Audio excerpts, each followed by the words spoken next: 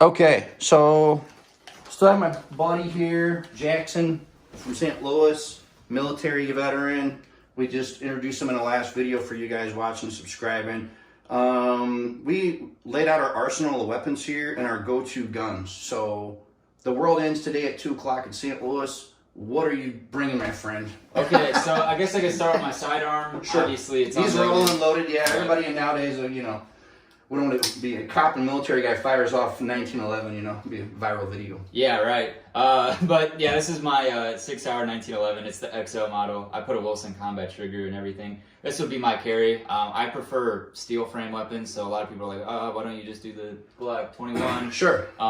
This holds obviously less rounds than the Glock 21, and I'm not saying Glock 21 is not a bad weapon, but this is just self-preference. I like the weight of it. I think the Glock 21 is a little too light. And I feel like this is very durable and can last, and it's obviously been proven for almost 100 years that this is a very, very good survival weapon, and it's fought many wars. And you can actually kill someone by throwing that thing at them. If yeah. It's literally, how much does that thing even weigh? I mean, it's very. I don't know the exact specs on it, but it's a pretty heavy weapon. And then here's just you're obviously just a 45 ACP. It's like a baseball bat. Yeah, and like when it comes to when we're talking about big game too.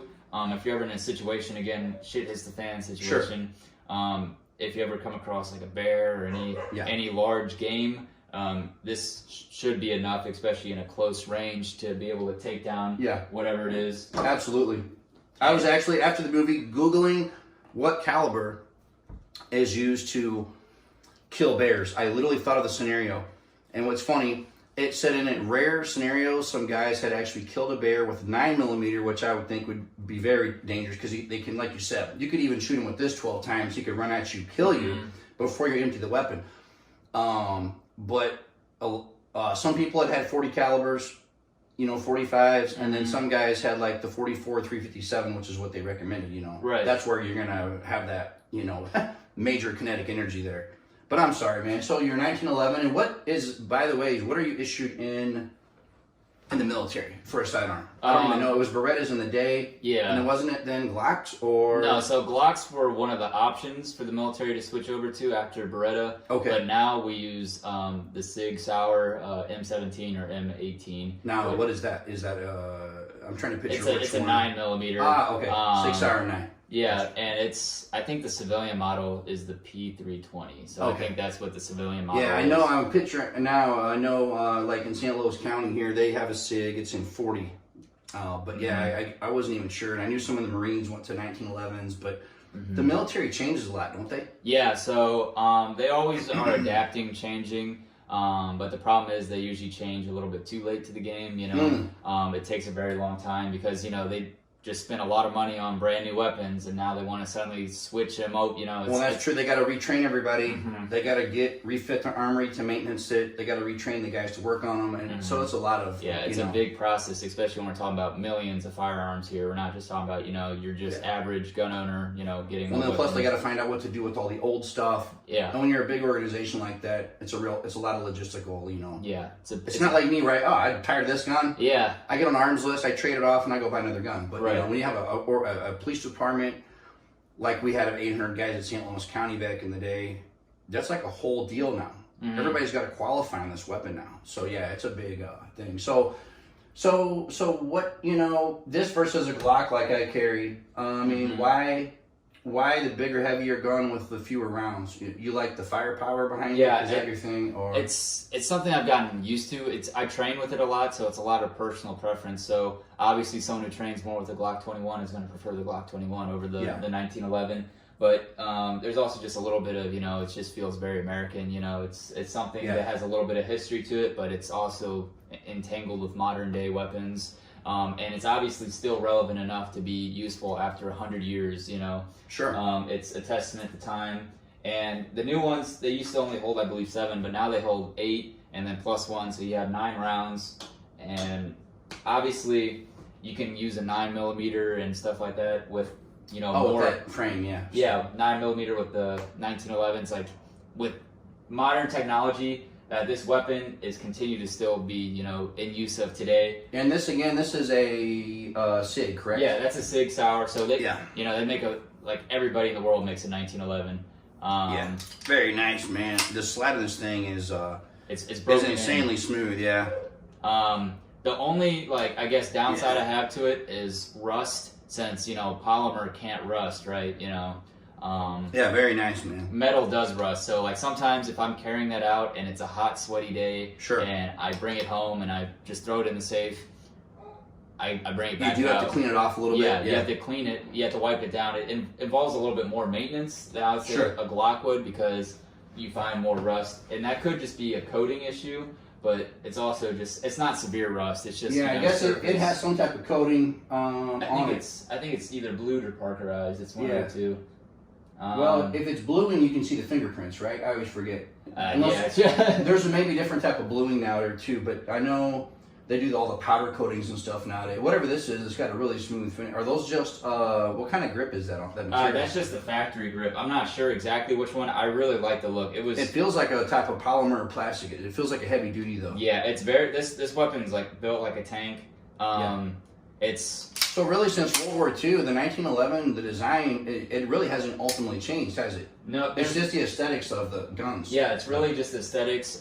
They used to, be known to be jammed, jamming a lot. Oh, really? Yeah, I've put 300 rounds through this one personally, and not a single jam. Do they know what jammed them back in the day, or was it just? I'm not sure. It could just be the feed ramp. So there is a feed ramp down there, but that is polished down there, so it's meant to have super smooth action. And that could have actually even been an ammo issue back then, right? Something about not enough power, or something. It could just even be recycle the weapon. There's so many factors, but they've honed this weapon down after 100 years that it's a very reliable weapon. Just like the AR-15 back when it came out in the 60s, 70s. That it was a piece of crap, but now after 40 years of technology, they're one of the most reliable weapons on the, Let me ask you something on that too, because one of the police departments I worked at, we had the government program where they actually gave us, I guess, the M16A1, right? It was the full auto one, the Vietnam era. Yeah, it had the plastic bird. I mean, the thing was horrendous looking, but this thing was full auto. The crazy thing is, they used to say those jammed back in the day. I don't know if by the era the one we had that glitch had been worked out, but this thing never jammed once. Mm-hmm. And also, I wasn't in the jungle either. I don't know if the guys got something in there, sand, mud, dirt, but I ran this thing mag after mag, just dumped out full auto mags, and it never jammed. But I guess there was a lot of different modifications they made, wasn't there? Yeah. Maybe we had one of the later ones. But. Yeah, I mean, throughout times, the weapons just kind of change. They get adapted.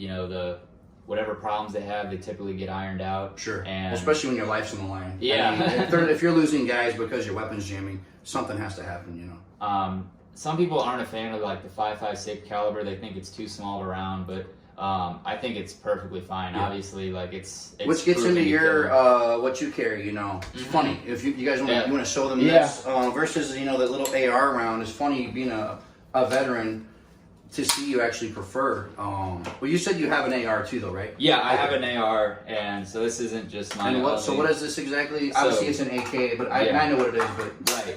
So this is a Bulgarian Sam 7 side folder. Has the plum furniture on it, and it shoots 7.62 by 39. That's just the basic Russian cartridge. The golden standard of ass kicking for sure. Yeah, and if you when I was asked what would you carry into the world situation, I definitely have to pick the AK over the AR, because these you can just see the enemies that we have fought in current and. And that's what's crazy. I was telling my fiance the other day. I said, and I mean it is crazy when you see the Russians in the 80s. They went over. They tried to fight these Afghan guys wearing flip flops with AKs. I mean, and then nowadays we've had drones, fighter jets, B-52 bombers, aircraft carriers. We've sent ground troops, special forces guys in, and these guys are still fighting with robes, flip-flops, and AKs. I mean, it's kind of mind-blowing, and I guess that gets into different topics and terrain and tactics and stuff, but I mean, as far as the weapon, I mean,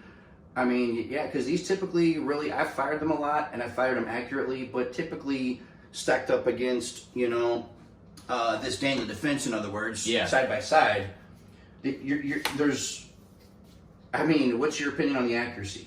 At 300 yards, I mean, you could open sights, probably go toe-to-toe with me, don't you think? Yeah, I think a lot of the accuracy, especially with a lot of people like to have these fantasies that they're just going to be drilling targets 600 plus yards. You know, most of the time they can't even hit a target that's 300 yards away. You know. Sure.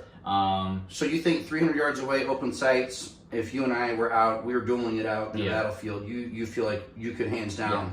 No problem. Like now, when we're talking about, obviously, it's not a cartridge meant for mid to long distance. It's meant for close, you know, mid to close distance. Sure. It's not for pinpoint accuracy, but it's meant to hit your target. I would feel full confident that I'm able to hit my target. And most of the time, people that say they can't hit their target with decent groups at 100 yards to 300 yards, it's just the shooter, or if they have just a really, really poorly made weapon. So you said too, the reason you would go with that in the societal collapse scenario is because if you had the stuff to maintenance and oil down and replace firing pins and different things in an AR, you would go with this weapon, right? If I was fighting with a professional army, like with the United States, if we had all the supplies we needed, definitely the AR. I feel like the AR is a superior platform. It's a lot more modular. But if I'm lone wolfing it or with just like a ragtag team, definitely the AK. Yeah, if you're doing the Bin Laden scenario and you're in the cave and you don't have gun oil, you don't have firing pins, you're saying that is hands down. Yes, I feel like this weapon's going to last a lot longer than I will with like very poor. I mean, I take good care of my weapons, but even if I did not take care of this thing should last my whole lifetime. With that one, if you take good care of it, it should be equivalent. Same way. Yeah. How often though, and I'm not up on the gun, I'm kind of the guy that always goes out and shoots the stuff and breaks it, you know, I don't know if that's how you are, but I'm not the guy who carries, you know, extra firing pins in my handle and my buttstock and all that. I know guys carry extra bolts, but you know, from what you've seen in the military, how often, I never had parts ever go out on an AR. I've been firing them for years. I mean, is it a freak thing or does it actually happen depending on how much you're running it? I mean, what generally causes like the catastrophic things like that to break down? I think a lot of those videos you see of like someone shooting an AR and the thing blows up on them, they either put the wrong caliber in there. I was trying not to laugh, but I already knew what you were going to say. They done something pretty stupid usually. Yeah, they put like a 300 blackout round in there. Or maybe it was a weapon that they built themselves. Or another thing is when you're reassembling the AR-15, if you don't put that firing pin, if it's not retained by that firing pin retaining pin, that thing's going to come flying out while you're shooting it. It's going to jam your weapon up. It's going to cause a lot of troubles. You know, you always have to make sure that you do a functions test after you reassemble your weapon, because if you assume you got it right and you go do the click and there's no click there, something's obviously wrong. If you decide to take your weapon apart, reassemble it, not do a function check, take it to the range, and your firing pin is somehow wedged in your ejection port, that's probably because... Well, and that's the thing, and that's what I got to try to remember on a lot of these videos. Again, we're clear, you agree? Yep.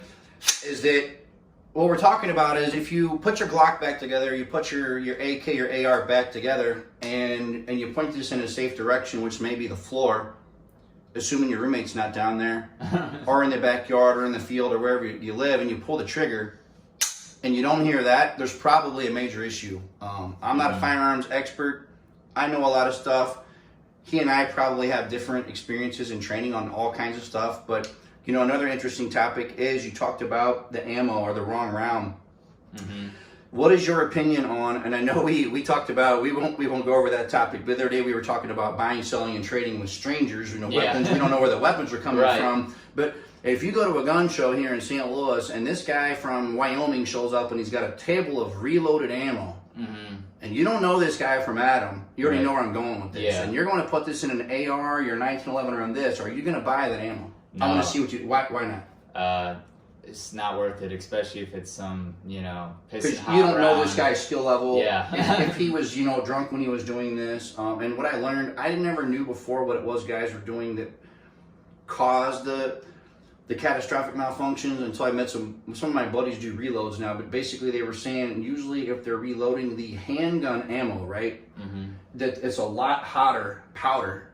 And when they go to swap out their their reloading components, they leave in the handgun powder. Now they put in an AR round and they fill it full of this stuff. You pull the trigger on that, and this receiver's blowing up in your face because this is hotter powder, I guess, is supposedly. I'm not an expert on that, but that's what I've been told. That's generally the I just buy factory ammo. I don't reload. I heard there's not really much to reloading. I heard it's the price point is about the same no matter what you do. Yeah. Well, and I think now that's what I was told. I had a buddy that reloaded, and I was asking him about 1,000 rounds of 223, and then in 308, he was saying with the way the prices went up on everything, like you said, with the component, especially with 308 and everything else, that it was almost the same as buying it. So right. I don't know if there's really.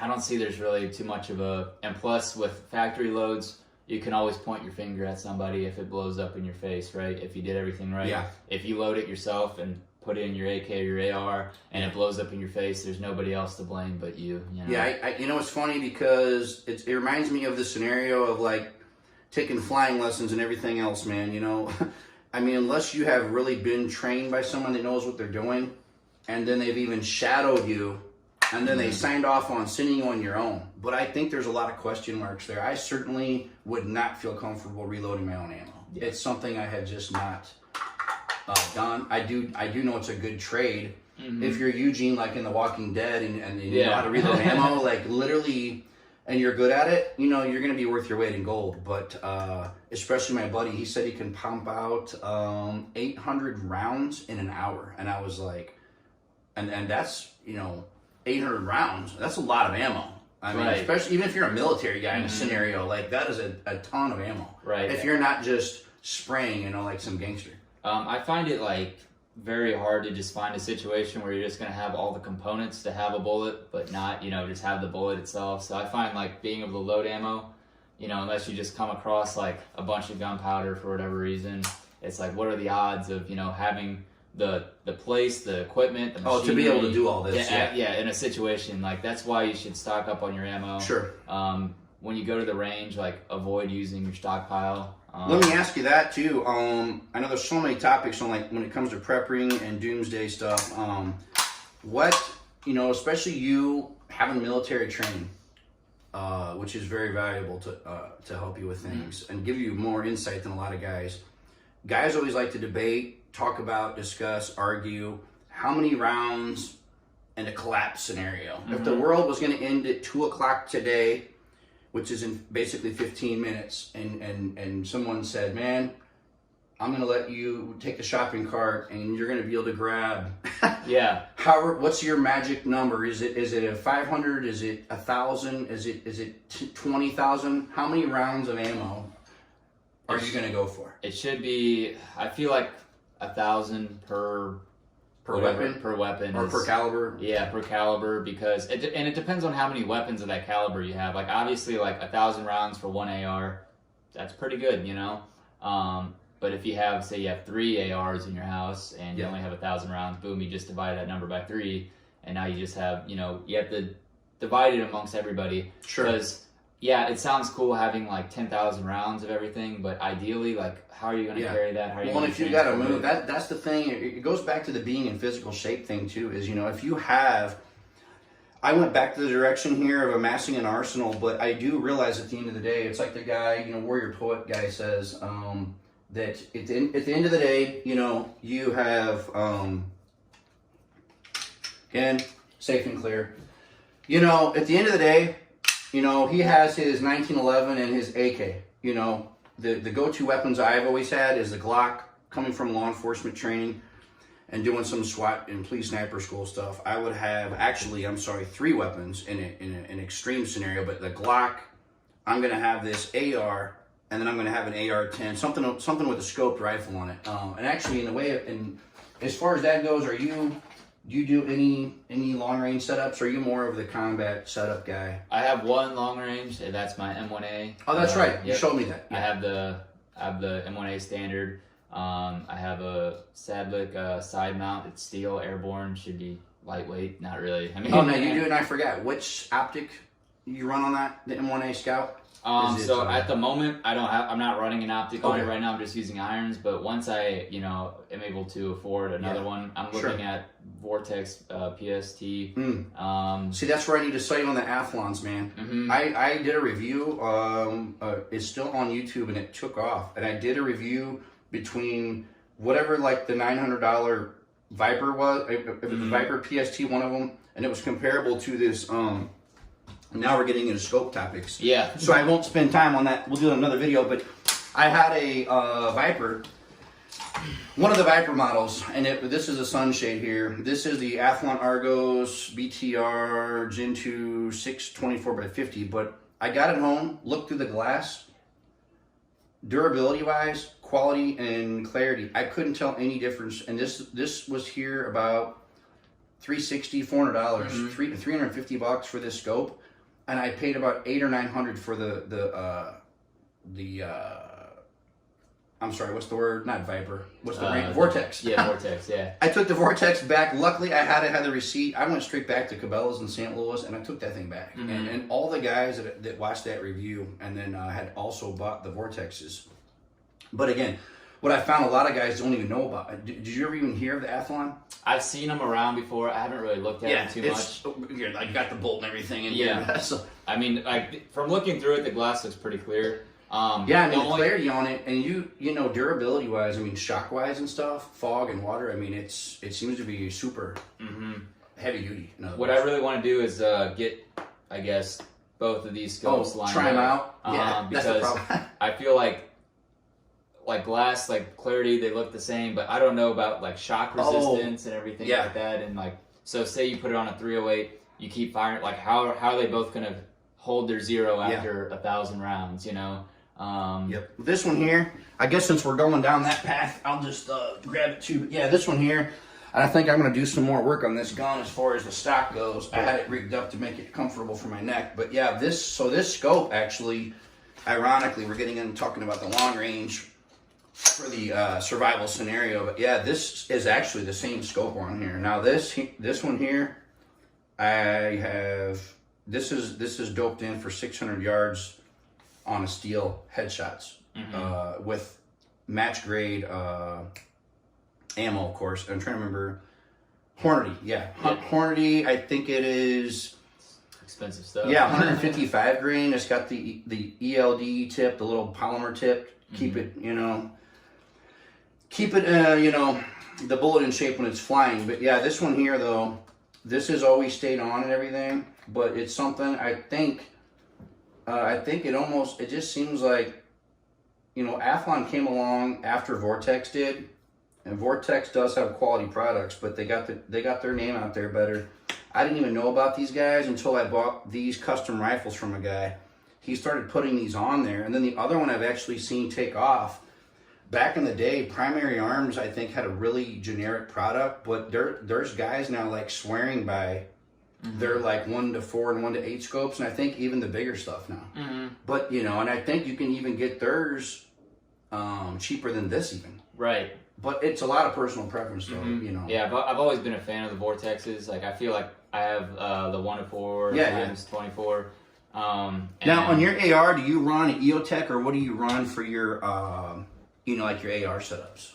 For my AR, I had an EOTech, but I actually switched over to the LVPO, I believe, setup. It's the 1 to 4 scopes, and you get a lot of different companies make different scopes. And again, Vortex, they usually have the most price friendly, but they also feel like a tank. They do have a lifetime warranty, right? Just like it's funny, Leupold, I don't think they have a lifetime warranty. Yeah, I'm not sure too much about. I've been eyeballing their products, but I haven't really tested them out personally. But again, I'm not trying to ad for Vortex here. I'm not trying to be but are you really a Vortex sales guy, man? I feel like I could just chuck mine across the room. It feels like it's very well made. But I mean, there's also other scopes, obviously, that are better quality that you can go with, but you also have to just find the right Goldilocks area between price and quality. Obviously, once it hits a certain price, it's just. It's funny you say that because the minimal sales training I had over the years was actually